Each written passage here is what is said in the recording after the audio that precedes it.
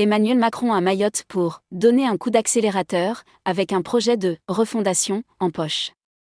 Emmanuel Macron est arrivé lundi matin à Mayotte, encore meurtri par le passage dévastateur du cyclone Chido en décembre, pour faire le point sur la reconstruction de l'archipel. À peine le pied posé sur le sol de Mayotte, le président a tenu à rendre hommage à la force de résistance de tout le peuple mahorais.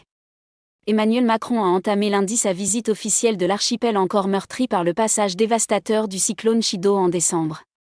Le chef de l'État prévoit de faire le point sur la reconstruction de l'archipel et présenter un plan de refondation de ce département le plus pauvre de France.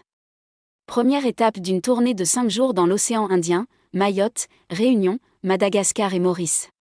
On a répondu à l'urgence extrême. Maintenant, je suis là pour faire le constat de ce qui est bien fait, ce qui n'est pas assez bien fait, pour donner un coup d'accélérateur, a-t-il ajouté.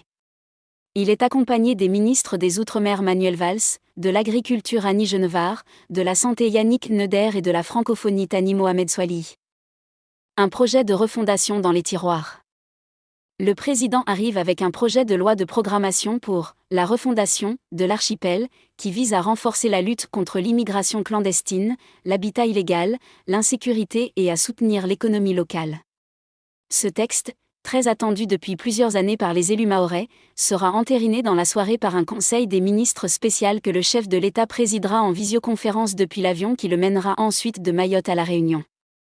On ne réglera pas tous les problèmes par un seul texte, a-t-il reconnu lundi, mais il faut une mobilisation au-delà de la phase d'urgence pour régler les problèmes de fond auxquels est confronté l'archipel, notamment le défi migratoire en provenance des Comores. Durcir le volet immigration. Le projet de loi prévoit de durcir les conditions d'obtention du titre de séjour dans l'archipel ainsi qu'une extension de l'aide au retour volontaire. Il entend aussi faciliter les évacuations d'habitats insalubres dans les bidonvilles et les saisies d'armes dans un département à l'insécurité rampante.